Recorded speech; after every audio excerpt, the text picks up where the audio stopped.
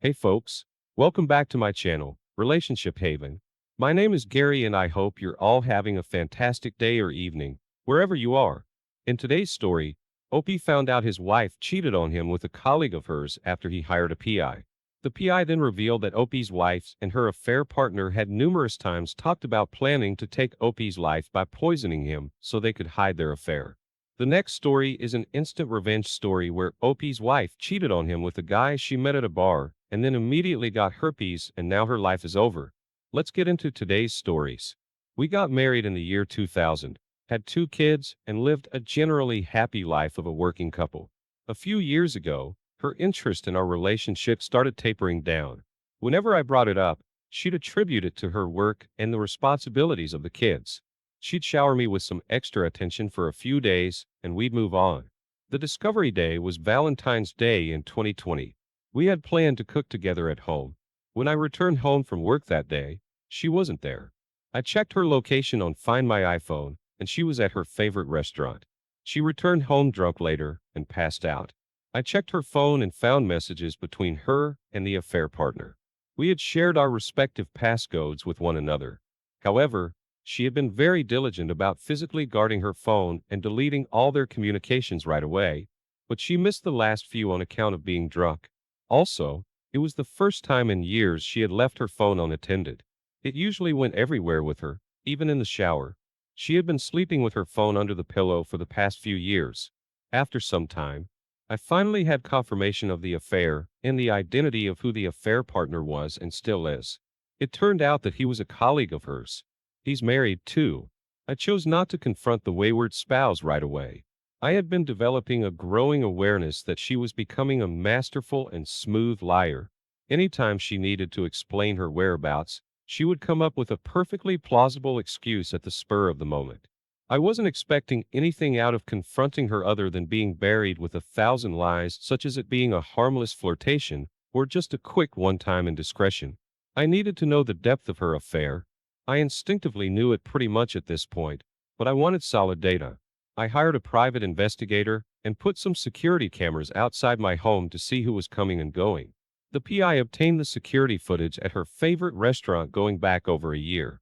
Many times I was able to overhear her talking on her phone at home when she didn't think I was around or within earshot. The information came in through a fire hose. Their affair had been going on for 3.5 years at this point. Wayward spouse and affair partner had been privately gloating about being able to keep it a secret from their respective spouses for this long. Their prevailing sentiment was that if their respective spouses hadn't discovered the truth, everything, including the very affair, had to be their own fault. More details kept coming. Her penchant for unprotected sex, her pregnancy by affair partner, and an abortion she had, as well as their home visits during lunch hours for sex, phone sex when they couldn't meet, and dissing everyone around them. I was shocked by how thoroughly contemptuous she was towards even those of her friends who absolutely adored her. She has such a planet-sized network of them. Other than her brother, parents, and 2 kids, this woman had nothing other than contempt towards every single human being. I've always known her to use superficial charm to get validation, companionship, get her way, or just influence friends to behave to her liking. I was still shell-shocked by discovering the real her, as my understanding of a narcissistic personality was very shallow at the time.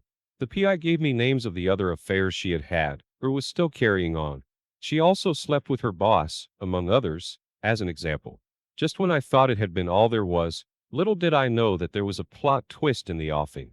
The communications between her and affair partner started referring to killing a certain somebody by poisoning their food. She suddenly developed a recent penchant for making food for me, even though we had not been talking for weeks at this time. At the first reference to the killing, I stopped consuming anything she cooked for me. I only ate the food intended for the whole family, and even then, I wouldn't consume it if everyone else had already taken their share. The first reference to killing was so subtle that it was almost an animal instinct on my part to take such precautions. I felt I was being silly and paranoid. However, their subtlety soon went out of the window as their frustration mounted and their discussions descended into inflamed arguments. Affair partner was urging her to kill me as soon as possible, and she was frustrated because, in her own words, "How can I add poison to the whole food?"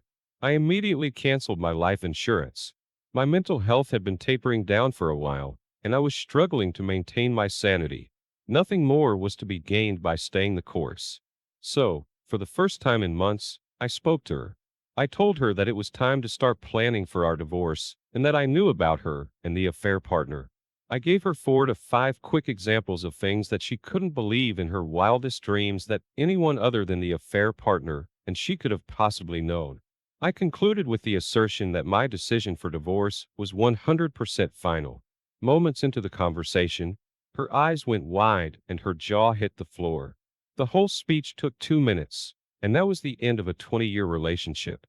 It's now been 22 months since the discovery day and 10 since the divorce was fully finalized.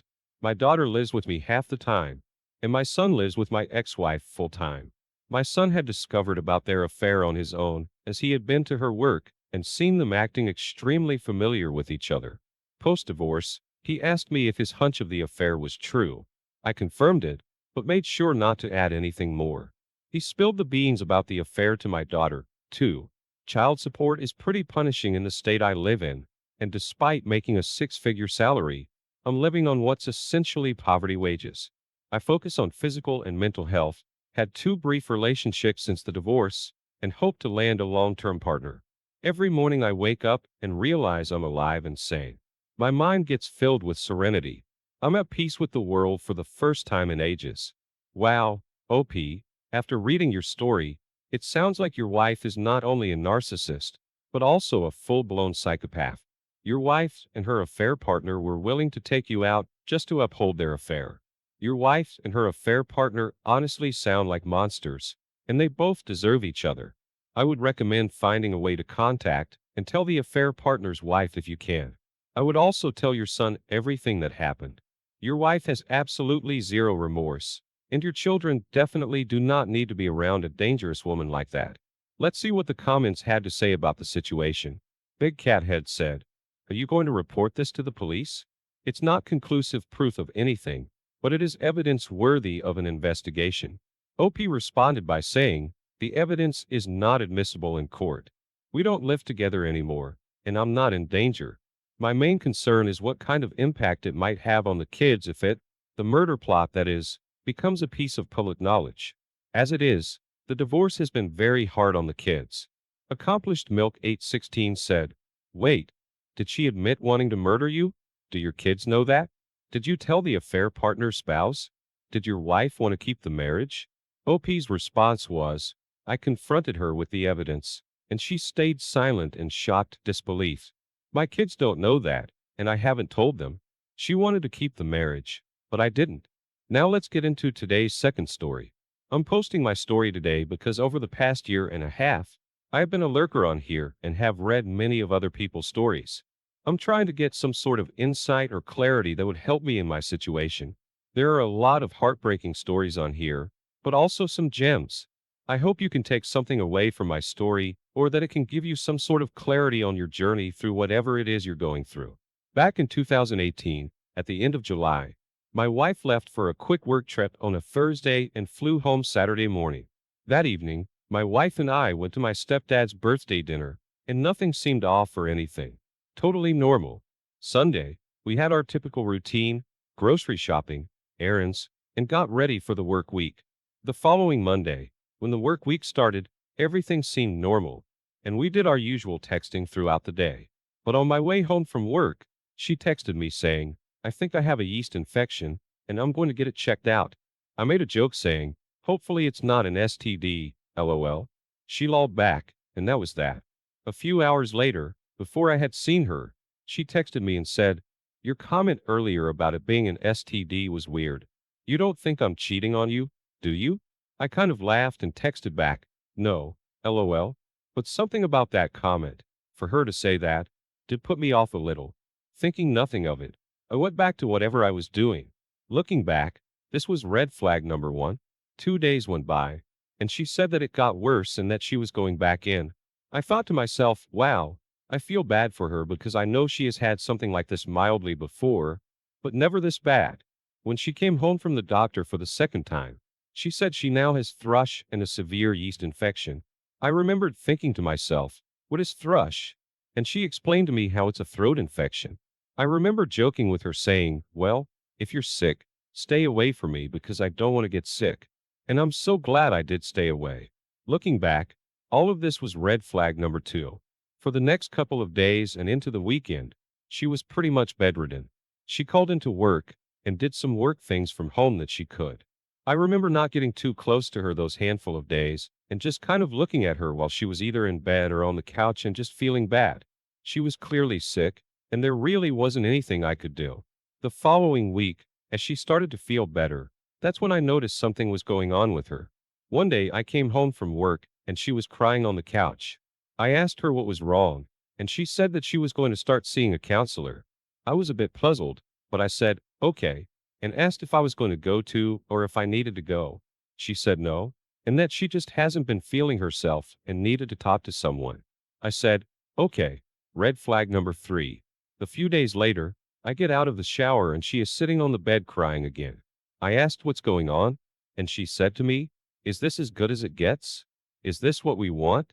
Is this what you want? Is this what I want? Is there anything more to life than this? I remember being a little caught off guard because it took a second to register what she was asking. I didn't really know what to say, and I asked her, what do you mean? She just responded with a never mind, and I can't recount what happened after that. Then on August 14th at 9 p.m., we are getting in bed and she starts crying again. I asked her, what's the matter? And she starts crying even harder. I told her, I know something has been going on these last couple of weeks and whatever it is, I just want you to know I love you and whatever it is, we will work through it. She said, I can't tell you. If I tell you, you won't want to work it out. It was at that moment I started to feel the butterflies and adrenaline, or whatever you want to call it, in my stomach. And I said, please tell me. Then she hit me with it. I had a one-night stand. It was in that moment all the red flags, all the little things that were going on in those previous weeks, all came together like one big puzzle. Here's what happened. When she was through with work for the day, she went to a bar to have a drink before going back to her hotel. She sent me a picture of the beer she was drinking, and I said the nightly, love you, good night. While she was at the bar, she met a guy with the same name as me. Go figure. She ended up talking to him all night and having a few more drinks, and they left the bar at about 2 in the morning. They went back to his house where she then performed oral, and then they had sex without a condom. Turns out he had herpes and ended up giving it to her. And that yeast infection and thrush in her throat was actually the herpes outbreak. I remember feeling absolutely heartbroken, devastated, shocked, and in disbelief when she told me everything that had happened. I was pretty messed up for a few months following Discovery Day, so much that I had to get on meds for a while to get me straight. I knew something was physically wrong with me because I felt like total crap all the time. And turns out I had a blood pressure of 149 over 127. No wonder I felt like crap. I would say we had a good marriage. We were everyone's favorite couple. My dad even called us Ken and Barbie. I'm just trying to give you some context because we were not dysfunctional, nor did we have some serious and obvious marital issues. But I guess what happened kind of proves otherwise. I remember when I told some of my close friends and family, everyone had the same wide-eyed look and the same "are you serious" response. It was a total shock to me as well as everyone that knew us.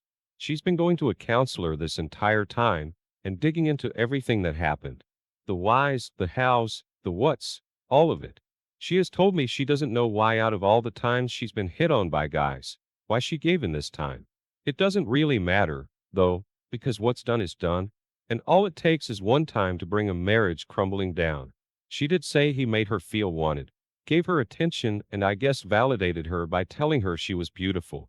If that's all it took, she has her own issues to deal with. And unfortunately, she wasn't adult enough to really get them out or say that something was really wrong before it was too late. It's been over a year and a half and we are separated. But this is still a major roadblock for me in my life. I have chosen to walk away from her and our marriage. And I struggle because this is never what I wanted. She wants to stay together and make it work. But for me, the damage is too great. Over this last year and a half, I do think she has tried to do the right things to try to make it work. But with the STD involved, I just can't. With all of what happened and knowing the details, I just can't do it. For me, the disrespect is too great. The humility is too much. And it was an act that was just uncalled for and was so selfish. It's sad because she knows she ruined a perfectly normal marriage and wishes she could take it back and wants a redo. But she made her choices that night. Plenty of them led her down that path. I don't think I'll ever understand how she could leave the bar with him, get in his car, drive with him, go to his house, go inside, go into his bedroom. There are so many gates and red flashing lights and ringing bells and all of that. It's just unbelievable. But she made every one of those choices. I've tried to be aware of my pride and keep it in check. And I ask myself why I can't move forward with her. For me, it comes down to my values and beliefs. And what has happened goes against everything I believe in and stand for due to lots of cognitive dissonances. Then the whole herpes aspect that will never go away and will always be a constant reminder of what she did. And I choose to not put myself at risk of getting it. Mentally and emotionally, it's just too much. Plus, I just don't see her in the same light or view her the same way. I've lost the respect and admiration I had for her. There are a lot of layers to this onion, and it's crazy how something like this can change your entire life physically and emotionally. I hope this helps you in some way. Keep your head up. You still have a life to live. OP, you 100% have every right to feel the way you do. What she did was very selfish, and you should not have to justify to yourself why leaving her was the best idea. I understand that it hurts to know that your wife was capable of doing such things. But remember that she has ultimately revealed to you her true colors. As you mentioned, her STD serves as a reminder of what she did, which is a sign that you should never take her back. You have a long life ahead of you. You should be thankful you have no kids with her or any other ties. You can and will get through this while your wife, on the other hand, will have to live with her actions for the rest of her life. Talk about karma. Thanks for taking your time to listen to today's stories. Don't forget to like and subscribe if you haven't done so as of yet, and comment below on what your thoughts are on today's stories. If there's a story you would like to share with me about your own